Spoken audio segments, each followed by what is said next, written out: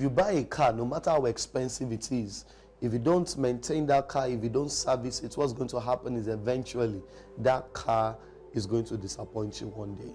It's the same thing with networks, all right? If you build networks, you collect people's numbers, all right? You collect their emails, ask for their name at events, and that is where it ends. Guess what? The day you need that network to work for you, it's not going to work. Remember, it's been said that your network determines your net worth. It is true. However, I like to put it this way. It is not your network that determines your net worth. It is your maintained network that determines your net worth. Or rather, it is your serviced network that determines your net worth. So you've got to maintain and you've got to service that network. If you don't, the day that you need it is not going to work for you. So it's not important for you to know so much. It's not important for you to even know great people. The question is, do the great people know you? All right. Many people have met great people in the past, but when they meet those people now, there is nothing but a past faded memory. The person is like, I know you. I see the point someone is looking at you and saying, I know you, but I can't remember where I know you. And you're like, I know you. That person is no longer in your network. Why? You did not maintain that relationship. You see, maintaining a network is not for the lazy. Maintaining a network is the byproduct of personal responsibility and understanding. You must understand why you are doing it, which is what we already spoke about in the last 2 days, all right? And you must take responsibility for it. You must realize that it is not something someone can do for you. It is something you must do for yourself. No one can build your network for you. You are the one that must build it and maintain it by yourself, all right? And one thing you need to understand is this, as we lay the foundation today, is that networking, if it's going to be maintained, it cannot be a periodic thing. It must be a lifestyle. It must be a lifestyle such that it becomes instinctive. So that it's not something you are trying to do, just for the sake of doing it. It's something that just comes to you naturally. Anytime you find yourself in a place, in a space, all right, naturally you just start networking with people. Because you see, it's like what the Bible says in Ecclesiastes. It says, sow your seed in the morning. It says that in the afternoon and evening, don't withhold your hand. It says, because you don't know which one will succeed. All right, you'll never know the network, and it's going to yield the greatest dividend to you tomorrow, because you cannot tell the future by just looking at people today. You don't know what people are going to become. All right, so wisdom says maintain the network. Every network you build, don't just size people up. People who seem to be successful today might be blatant failures tomorrow. So don't look at someone that seems they are not all there, they are not all that right now, and you look at them, you size them up, and you say this one can, had no benefit to me. All right, so you must make networking a lifestyle and not a periodic thing. So what are the practical steps you can take? Number one, when you network with someone, one of the things you can do, all right, is to strike off a conversation that they find interesting, not that you find interesting. And guess what? One of the conversations anybody finds interesting, except if they had a dysfunctional background or a traumatic experience, is, oh, when is your birthday? Everybody likes to talk about their birthday. Oh, we November people. Oh, we May people, April people. January is the best month in the year. Who says? Every month is the best month of the year. But there's this emotional attachment everybody has with their birthday, especially their birth month. All right, so one of the things you can do is, as you ask for people's birthday, document it. Maybe you also ask for their number. And it's very important, you see, that when you network with people, when you meet people, ask for their contact, ask for their number, or else that relationship is lost. You see, there are some people you met and you never saw them again for life. Why? Because there was no way to follow up. There are some people you met and you didn't see each other again until 5 years later. You now picked up where you left off. Why? Because you didn't get their contact. It is criminal for you to connect with someone and you don't get their contact. It's criminal. You just wasted that relation. You just wasted that connection. All right? So first things first, when you have gotten to a point, before you end the conversation and everybody goes their separate ways, get their contact. Ask for their birthday. All right? And once you ask for the birthday, save it with the contacts. Save it with the contacts. For instance, say Akintola Salmon, maybe in bracket, or if there's a place, depending on the kind of, phone you use. I don't know if every device can do that. If there's a place where you can save their birthday, save it there. Say be there and put an alarm to it if possible. Akintola Samuel, November 29. My birthday is not November 29, right? That's the last day of 90 days of breakthrough. Okay, I'm just giving an illustration. So you write it there, November 29. And you set it as an alarm or a reminder. You attach it to it, put it on your calendar.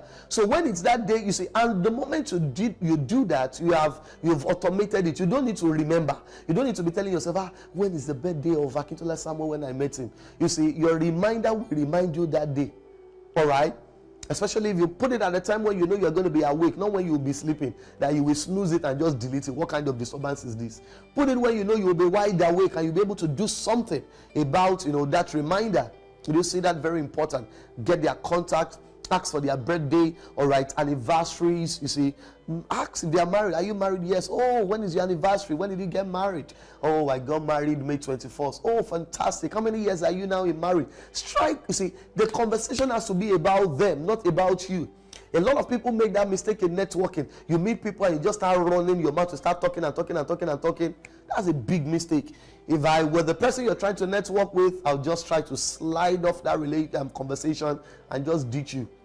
And when I see you next trying to come to me, I'll just avoid you. I've met a lot of people like that at events.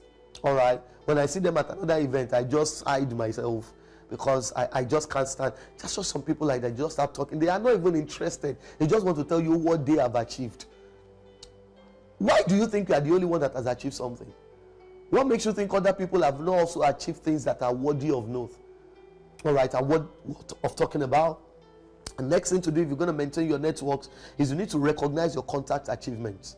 So probably another thing I think you should also do in this age and time is ask for the social media handle. Ask for the social media handle. All right, so probably somebody got a doctorate degree. Don't just look at it and say, oh, congratulations, this one to have collected doctorate. It may not mean anything to you, but it means, for that person to have posted it, it meant something to them. They made it public. Like it, and don't just like. All right, nobody, especially if the person has a lot of followers, they won't know because who has the time to be going through everybody? So somebody has maybe 100,000 followers, 200,000 followers, or maybe even 10,000 followers, and they now have 5,000 likes. You think somebody will sit down and be checking who like the achievement, 5,000 of them? If they are like that, they wouldn't have had that achievement in the first place. Comments is more strategic. Write the comment, congratulations, ma, on your doctorate. Congratulations, write it there. Write it there on the anniversary, happy anniversary. Say a word of prayer. They will remember. Even if you did not call, they will remember. All right, remember their special days. If it's important to them, make it important to you.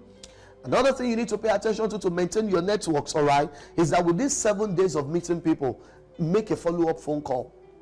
All right. Let me backtrack. All right. Within the first 24 hours of meeting people, send a text message. Within the first 7 days, make a phone call.